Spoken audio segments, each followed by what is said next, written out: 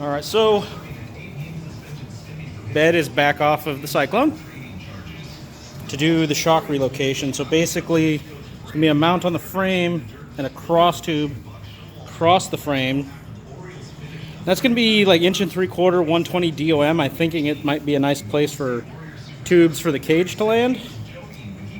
And if I cut those out, the old shock mounts, I think even this back cross member could go away too.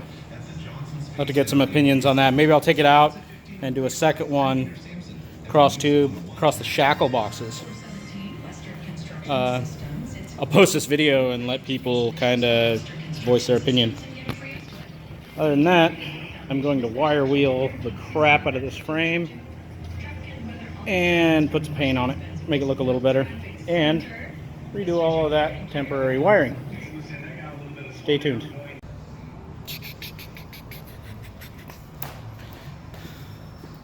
Again, a text Brian says flatbed conversion.